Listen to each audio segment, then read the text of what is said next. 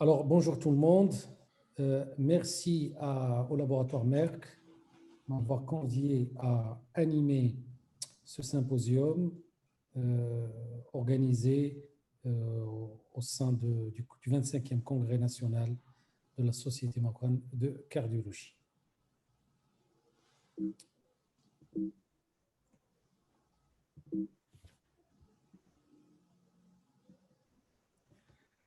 Vous savez très bien que l'hypertension artérielle est une maladie particulièrement fréquente, c'est un facteur de risque particulièrement fréquent et que malheureusement cette fréquence ne fera que augmenter malheureusement.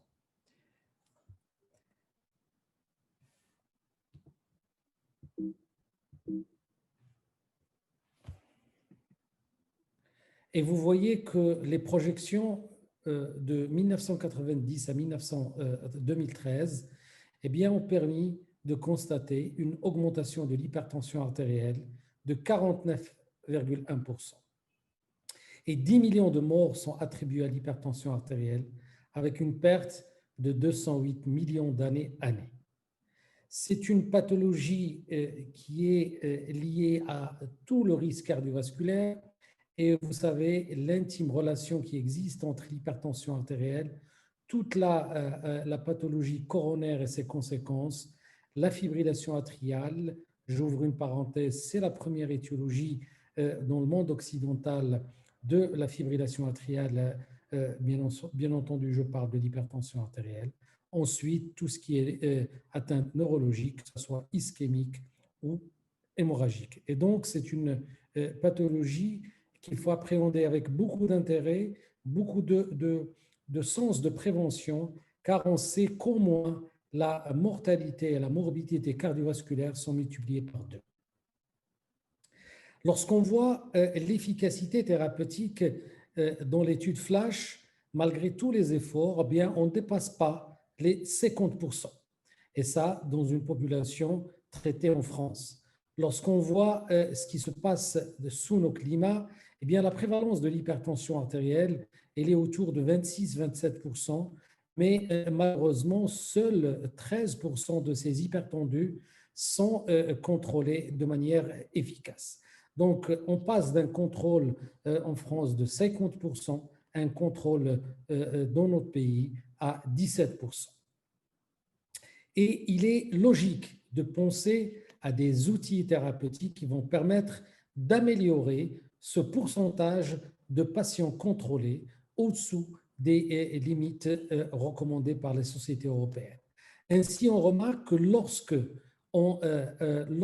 on utilise une bithérapie, eh bien, on contrôle nettement mieux les chiffres tensionnels, quelle que soit d'ailleurs la molécule donnée en première intention. Et dans les associations thérapeutiques, vous savez très bien qu'il y a une association de bloqueurs du système rénine-angiotensine anticalcique, quel que soit ce bloqueur, qu'il soit IEC ou bien ARA2, avec une préférence personnelle pour l'IEC, et l'association bloqueur du système rénine-angiotensine et diurétique, et là aussi, j'ouvre d'emblée une parenthèse pour souligner l'intérêt de choisir le diurétique. Et vous savez très bien qu'actuellement, les diurétiques recommandés, c'est la chlorthalidone et l'indapamide. Enfin, cette association qui n'est pas d'actualité, on la pratique dans nos prescriptions de tous les jours, mais là, on a la chance d'avoir cette combinaison dans un seul compliqué, c'est-à-dire un bêta-bloquant plus un anticalcique. Au-delà de la réduction des chiffres tensionnels, vous savez que si la baisse des chiffres tensionnels baisse le risque cardiovasculaire, eh bien le pronostic cardiovasculaire va dépendre d'autres facteurs, en particulier l'efficacité sur la cellule endothéliale. Et ainsi, on va être confronté à 3 types de patients. Et dans ces 3 types de patients, il y aura un mécanisme prépondérant, que ce soit l'implication du système nerveux sympathique, le système rénine-angiotensine ou bien la volémie avec la libération d'aldostérone et la rétention sodée. Donc, retenons très bien qu'un échantillon des patients va avoir une stimulation sympathique plus que les autres. Et dans cet échantillon de patients, eh bien, l'association bloqueur du système rénine-angiotensine plus anticalcique en première intention ne serait pas appropriée pour traiter ce genre de patients.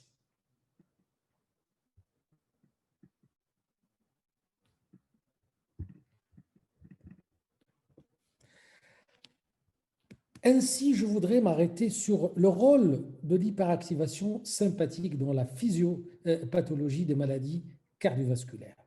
Vous savez que lorsque l'augmentation de l'activité nerveuse sympathique augmente, il y aura une libération de la noradrénaline qui aura deux points d'action. D'abord, une stimulation des bêta-récepteurs, des bêta-1 récepteurs au niveau cardiaque, et on aura une augmentation de la fréquence cardiaque, une diminution de la variabilité de la fréquence cardiaque. Et vous savez que c'est un critère en particulier dans le post-infarctus et dans l'insuffisance cardiaque de pronostic cardiovasculaire, c'est diminution de la variabilité de la fréquence cardiaque et enfin une augmentation de la contractilité. Parallèlement, eh bien, la stimulation des récepteurs bêta-1, on aura une libération de la rénine, une augmentation de l'angiotensine, une augmentation de la pression artérielle, une hypertrophie ventriculaire gauche, une insuffisance cardiaque, conséquence de ces trois éléments. Ainsi, ces deux points d'action combinés vont donner des lésions vasculaires et des lésions mécaniques. On aura un stress pulsatile sur tout le système vasculaire, des lésions athéromateuses qui vont être créées ou bien on va favoriser leur rupture et enfin un risque d'ischémie myocardique.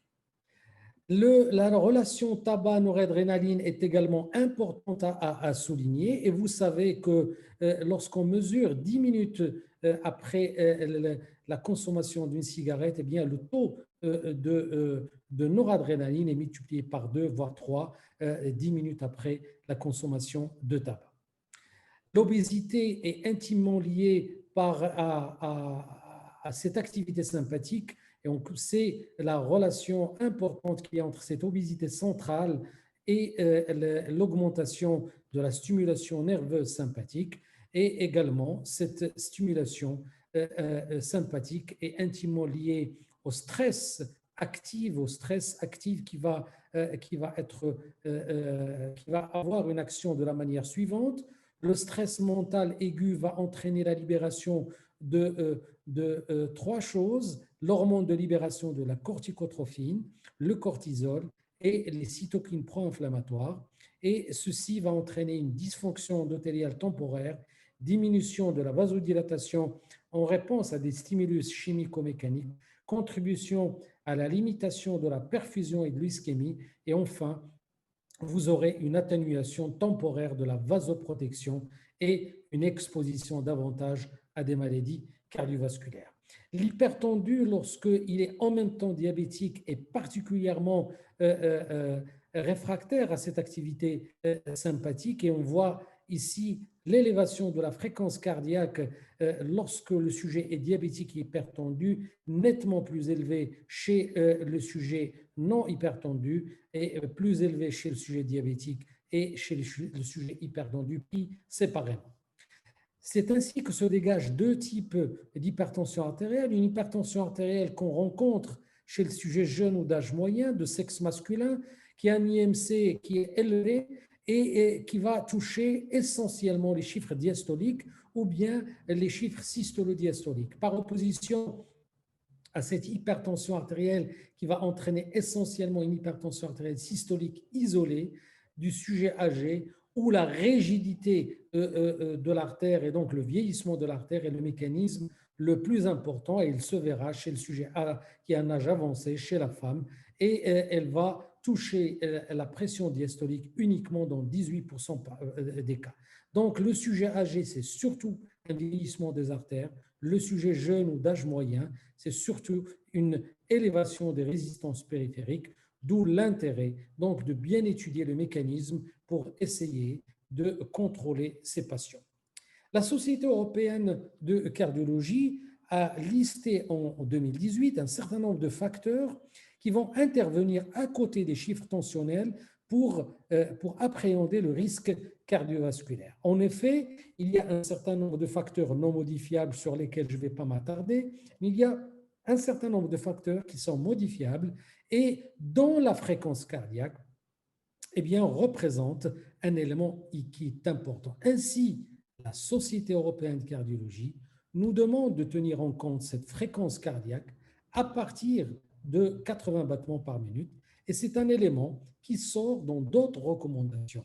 Et c'est l'un des premiers messages. Lorsque on voit en clinique, en consultation des patients hypertendus, il faut analyser leur fréquence cardiaque comme on analyse le CHA2DS2-VASc au cours d'une fibrillation atriale. Il faut que la fréquence cardiaque figure sur la consultation, sur le manuscrit de la consultation, et il faut qu'elle soit tenue en compte lorsqu'on prend en charge ces patients.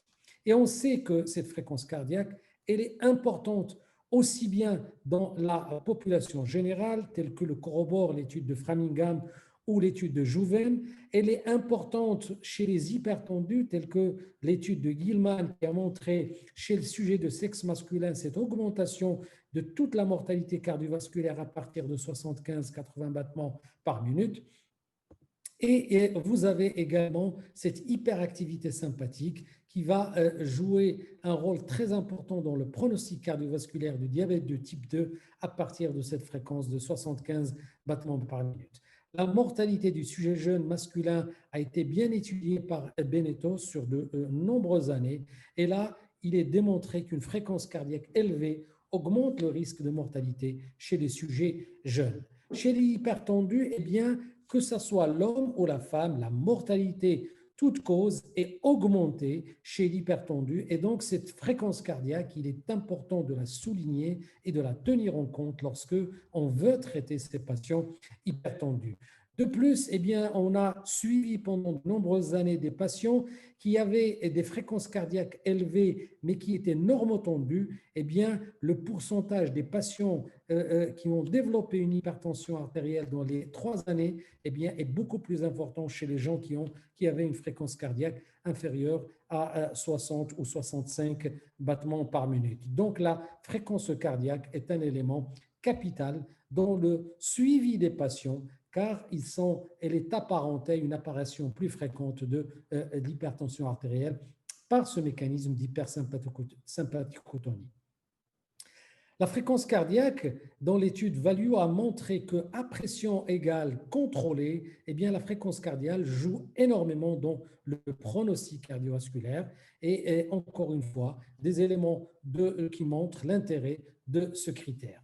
Ainsi, la fréquence cardiaque est impliquée et sans discussion dans la chaîne du continuum cardiovasculaire puisque 51 études sur 53 qui ont touché la mortalité cardiovasculaire ou la mortalité totale ont été positives pour ce critère fréquence cardiaque. Et on estime une surmortalité de 30 à 50% pour chaque augmentation de 20 battements au repos. Et donc, la réduction de la fréquence cardiaque doit être une cible lorsqu'on traite une ischémie cardiaque et pour améliorer le pronostic cardiovasculaire en général. Ainsi, c'est un facteur indépendant dans le risque cardiovasculaire dans l'hypertension artérielle et que 80 battements par minute et au-delà est une cible thérapeutique lorsque on veut traiter les hypertendus. Comment baisser cette hyperactivation du système sympathique? Plusieurs choses ont été proposées pour baisser la fréquence cardiaque. Mais pour baisser la fréquence cardiaque, on ne va pas toucher justement à cette inflation de noradrénaline qui, elle, est responsable des effets cardiaques et périphériques de cette activation sympathique. Ainsi, lorsqu'on vous donne des inhibiteurs non hydropyridine, tels que le verapamil ou le diltiazem, eh bien, des inhibiteurs classiques bradycardisants, on va réduire la vitesse de conduction nerveuse, on va prolonger la repolarisation en inhibant les ions calciques, mais on ne va pas agir sur cette hyperactivation sympathique. De même que lorsque on donne des inhibiteurs de l'ivabradine, on va baisser la fréquence cardiaque, mais reste cette composante d'hyperactivation sympathique qui n'est pas contrôlée. D'ailleurs, c'est pour cette raison-là que l'association de ces deux molécules donne d'excellents résultats lorsque on n'arrive pas à l'objectif thérapeutique avec le bêta-bloquant. Troisièmement, c'est le bêta-bloquant qui aura une action cardiaque et périphérique pour essayer de diminuer les effets de cette hyperactivation sympathique. Est-ce que tous les bêta-bloquants sont égaux? Eh bien non. Et pourquoi le bisoprolol se dégage de cette liste de bêta-bloquants? D'abord parce que lorsqu'on prend des HTA modérés, on donne une monothérapie, le bisoprolol est supérieur à un certain nombre de molécules, aussi bien sur les chiffres systoliques que sur les chiffres diastoliques. Deuxièmement, et là c'est un caractère majeur du bisoprolol, eh bien, il y a une hypersélectivité pour les récepteurs bêta-1 par rapport au bêta-2, par rapport à tout vis-à-vis de tous les autres bêta-bloquants. Et cette hypersélectivité, elle est importante car on aura un blocage des effets cardiaques, un blocage de la libération de la rénine, mais on n'aura pas un effet important sur les récepteurs bêta-2, donc on aura moins de bronchoconstriction et moins de vasodilatation. Et donc, respect de ces phénomènes qui sont importants lorsqu'on traite les patients. Lorsqu'on voit les effets du bisoprolol à 20 mg, eh bien, ils ne sont pas très différents du placebo, contrairement à l'athénolol, où on voit qu'il y a une hyperactivité, hyperréactivité bronchique chez les sujets qui ont une bronchopneumopathie obstructive. Lorsqu'on a l'élasticité de la voix, eh bien, le bisoprolol va augmenter cette compliance et va diminuer les ondes d'enregistrement au niveau carotidien et fomoral, témoignant d'une efficacité sur l'élasticité de la paroi artérielle, et de même que les pressions centrales, qui est un objectif thérapeutique car ça semble être lié au pronostic cardiovasculaire, eh bien, la pression centrale avec le bisoprolol, et ce n'est pas le cas de l'athénolol, nettement diminué par rapport au placebo. Enfin, le bisoprolol respecte le métabolisme lipidique et glucidique et ainsi on n'aura pas des perturbations significatives sur ces deux métabolismes. Le bisoprolol, eh bien, il baisse de manière plus importante les chiffres systoliques et diastoliques par rapport à l'athénolol. Et enfin, c'est une molécule qui est très bien tolérée, aussi bien sur le plan général que sur le plan sexuel, puisqu'on rapporte uniquement 0,7% d'impuissance sexuelle. On rapporte très peu de dyspnée en cas de prédisposition bronchique et les bradycardies ne sont pas très importantes lorsqu'on respecte donc cette fourchette de 80 battements par minute quand on prescrit ces médicaments chez un sujet qui est hypertendu. Alors pourquoi on va associer le bisoprolol à l'amlodipine? Eh bien l'amlodipine d'abord parce que c'est une molécule qui couvre les 24 heures et qui donne une diminution des chiffres tensionnels beaucoup plus importante que la phénodipine par exemple. C'est une baisse de la tension artérielle qui n'est pas uniquement ponctuelle, elle dure dans le temps. Et voilà donc cette baisse qui se poursuit sur les 6 ans de suivi au cours de l'étude Holland. Et ces avantages sont dus à ce que l'amlodipine a d'abord une durée, une demi-vie très importante de l'ordre de plus de 44 heures et un pic-vallée qui est parmi les meilleurs, supérieur à 75%. Et là, vous avez les molécules qui ont les meilleurs pic-vallée et vous retrouvez ici l'amlodipine. Deuxièmement, eh bien, vous avez ici la diminution de la pression artérielle centrale systolique par rapport à l'athénolol de manière significative, c'est ce qui donc explique la meilleure protection sur le risque cardiovasculaire.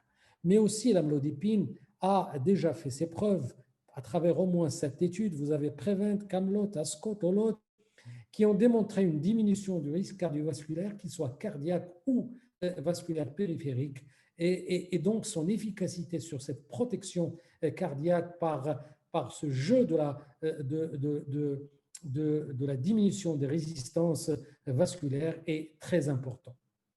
Lorsqu'on reprend value, eh bien, vous remarquez que le taux d'infarctus du myocarde dans value a été nettement diminué de manière significative dans le groupe amlodépine versus valsartan.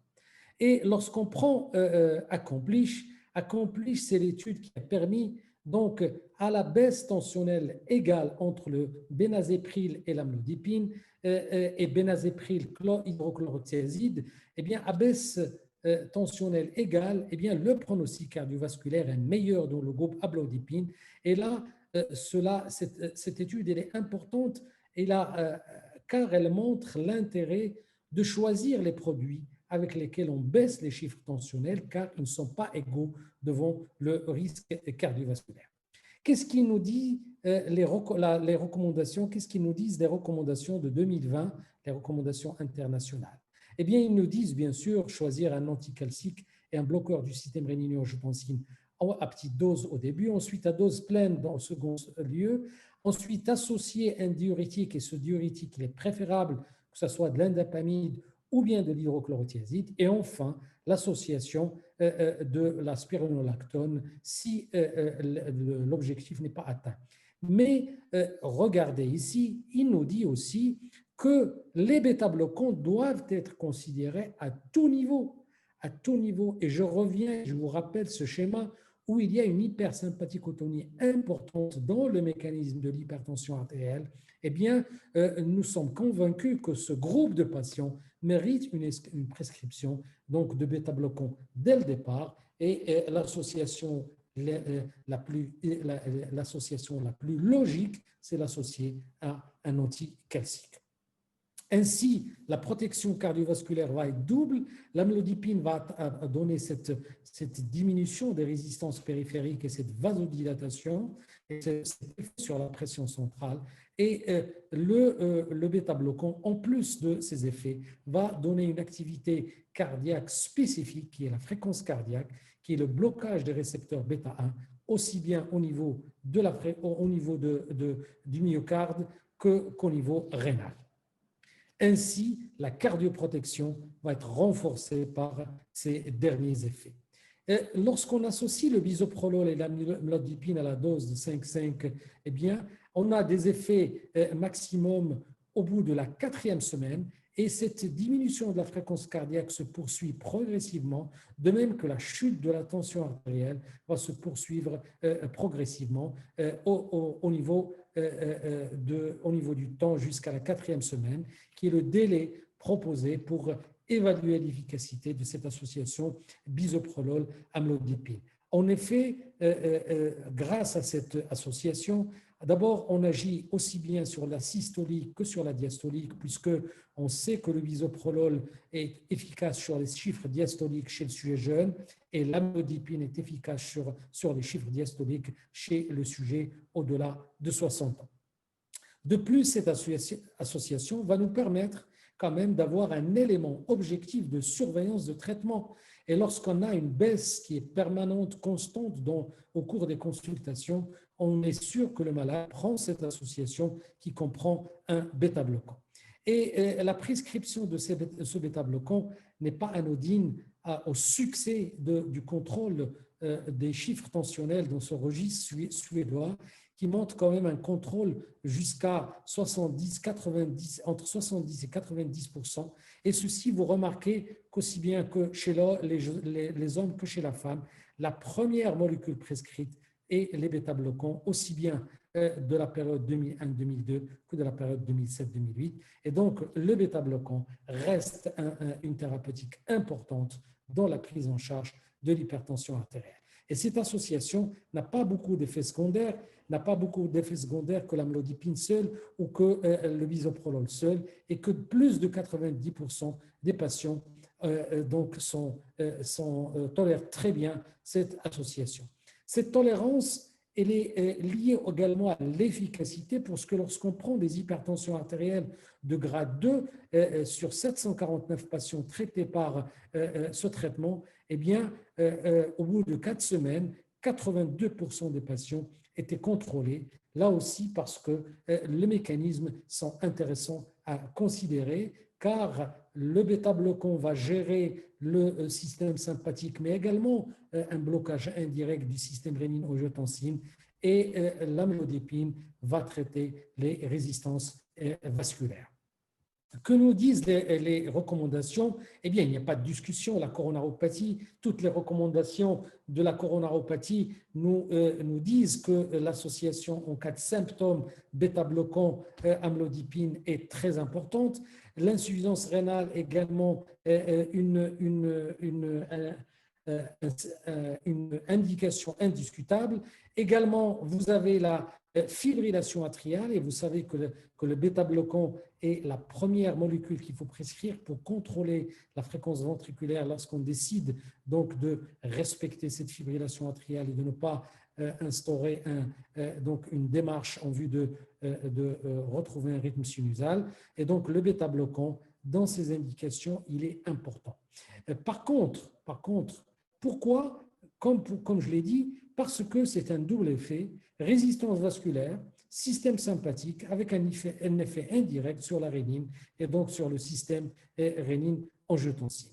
Et donc le profil type des patients, lorsqu'on veut proposer cette molécule, c'est l'hypertension artérielle du sujet jeune, indiscutablement, l'hypertension artérielle du sujet coronarien, du sujet qui a une accélération de la fréquence cardiaque de repos, un sujet qui a des troubles du rythme, tels qu'une fibrillation atriale, des extrasystoles, une tachycardie ventriculaire, mais aussi une hypertension artérielle avec un anévrisme ou une dissection de l'aorte, la grossesse.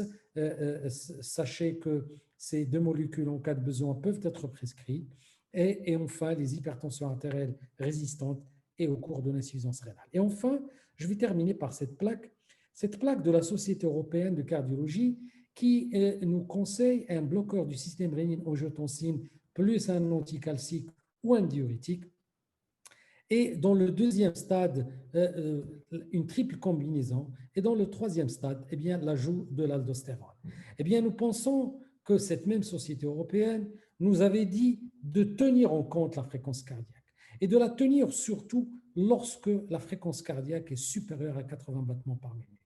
Et nous pensons que ce tracé, combien respectable et combien je le respecte personnellement, et j'essaie de le mettre en pratique dans mon exercice médical, mais je pense qu'il devrait être complété par une flèche qui nous dit que si la fréquence cardiaque est supérieure à 80 battements par minute, il faut penser à cette association en première intention, qui est le bisoprolol, amlodipine. Je vous remercie.